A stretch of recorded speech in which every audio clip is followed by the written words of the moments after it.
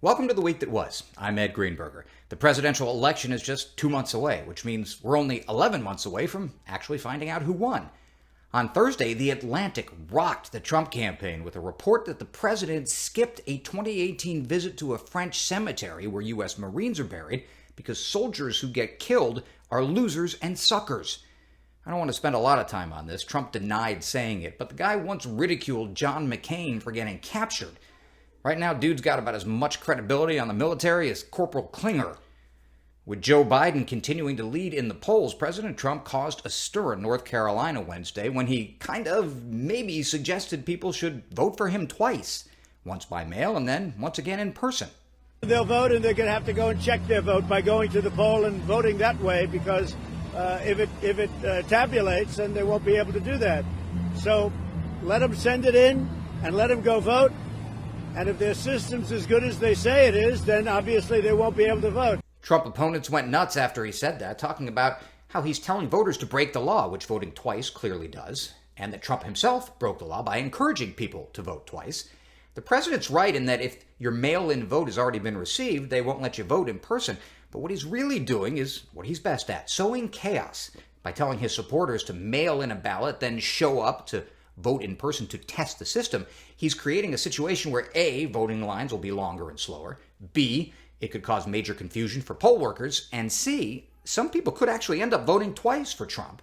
For a guy who almost certainly thinks he's going to lose, that's a win-win-win. Which brings up the question I always have. When Trump says stuff like this, is it calculated and strategic, which would mean he really is some kind of evil genius? Or does he just say and do so much idiotic crap that every once in a while something ends up working in his favor? In other words, he's basically Forrest Trump. Don't run, Forrest! Don't run! He must be the stupidest son of a bitch alive! I concur. So Donald Trump catches heat for suggesting Republicans should try to vote twice, but he was singing a different tune 4 months ago. If you told a Republican to vote twice, they'd get sick at even the thought of it. Let's see if he's right about that. Here's what happened to the airport crowd in North Carolina after Trump spoke. Kids barfed on their parents. A fat lady barfed in her purse. The Donnelly twins barfed on each other. And the women's auxiliary barfed all over the benevolent order of antelopes. In reality, that May version of Trump was wrong. Thanks to the comedy duo The Good Liars, we have proof that at least some Republicans vote twice. Have you ever seen any voter fraud? Yeah, me, I did it. You committed voter fraud? What'd you do? Voted twice for Trump. Really? 4 years ago, yes. Did you get in trouble for that? Yeah, I'm still on probation for it. Really? Yeah. Now, if I voted for Hillary, I would have got a gold medal. Cheer up, lady. When Trump finds out what you did, he'll probably give you the Presidential Medal of Freedom. The president concocted an entirely new conspiracy theory this week, debuting it during an interview with Fox News' Laura Ingraham. We had somebody get on a plane from a certain city this weekend, and in the plane, it was almost completely loaded with thugs wearing these dark uniforms, black uniforms with gear and this and that. They're on a plane. Where's this? I'll tell you sometime, but it's under investigation right now. Don't worry, Laura. I'll tell you just as soon as I can think of an American city. So, thugs on a plane. That's the new thing. But he can't tell us anything about it because the thugs are apparently on, I don't know, double secret probation? Trump was asked about this whole thing again the next day. This plot of people gathering on a plane in here? Yeah, I could tell you that I could probably refer you to the person and they could do it. I'd like to ask that person if it was okay. Sir, was that person by any chance named John Barron? Actually, I've obtained exclusive video of this mystery man, and the moment he realized that flight wasn't a normal one. I have had it with these motherfucking Thugs. on this motherfucking plane. Wow, that does seem like a harrowing situation. So where does our conspirator-in-chief get this fakakta stuff? Well, it might just be from his best buddy in the House, California Congressman Devin Nunes. Seems Nunes was on a flight from L.A. to Washington last weekend. That flight stopped in Salt Lake City, where a woman named Jamie Carter got on board. Jamie says she and other peaceful people were on their way to the Black Lives Matter march in D.C., and she noticed Nunes was on the flight. Knowing the congressman once sued a parody Twitter account named Devin Nunes' Cow, Carter decided to have a little fun with him. Seen any cows lately? Seen any more cows lately? Nunes later told Breitbart News about the protesters on the flight from Salt Lake City, and somehow the story made its way to President Trump, who decided to turn it into a bunch of geared-up Antifa thugs wearing black from head to toe, when in reality, it was just a mooing soccer mom from Utah. And they called Democrats the snowflakes. Here's something else Trump said to Laura Ingraham. Saturday, one of your supporters is murdered in Portland. Wheeler comes out, and Biden, and essentially tries to blame shift to you for the violence there. Your reaction? Well, these are terrible and very incompetent people.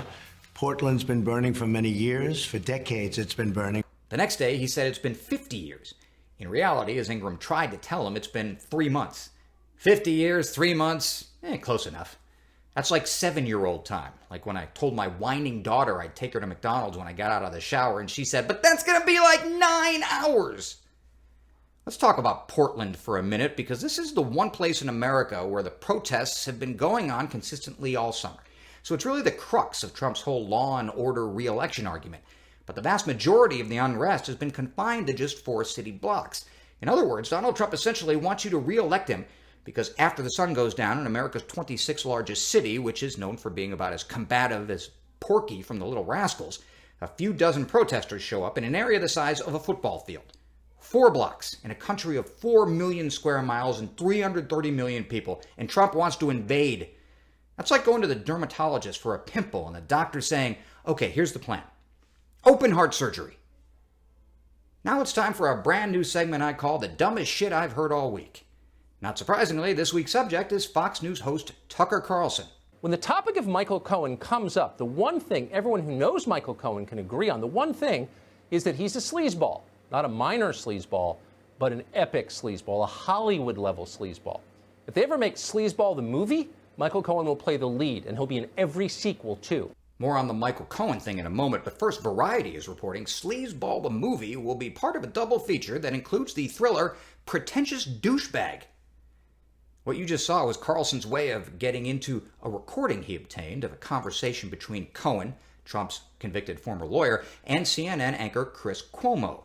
It's supposed to be some kind of a bombshell, but all it is Cuomo telling Cohen how often reporters have tried to gin up sexual harassment stories about Cuomo.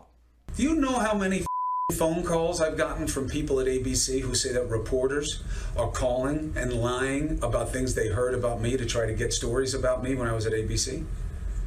Guys calling and saying, "I heard he was the Charlie Rose of ABC, used to invite women to the hotel and open his bathroom." Do I look like the kind of guy who's got to do that? First of all, what's with these graphics? It looks like a bad South Park episode, which would be a first. To answer Cuomo's question about whether he looks like the kind of guy who needs to try to lure women to his hotel room and open up his bathrobe, no, he doesn't. If I looked like this, I would never have to sexually harass any women, including my wife. She'd be harassing me. I wouldn't even have time to put the bathrobe on. And that would be great because my wife looks like this, and I would really like to see her naked someday. By the way, a lot of people think Tucker Carlson is going to run for president in 2024, and if that doesn't make you want to dive into a 10-foot mound of fire ants, I don't know what will. Let's finish up with sports. The internet is abuzz with the news that former Chicago Bears quarterback Jay Cutler is dating right-wing commentator Tomi Lahren, otherwise known as Nazi Barbie. Cutler just went through a divorce with regular Barbie, Kristen Cavallari. When asked about Lahren, Cutler said he's over the moon and never thought he'd be able to find a woman who's more despised than he is. That's the week that was. Thanks for watching. Please subscribe to my channel by clicking on the circle. My wife says if I don't have 10,000 subscribers by the end of the month, I can't get Red Zone. Don't forget to check out my other Week That Was videos. I'm Ed Greenberger. Stay safe and healthy. See you next week.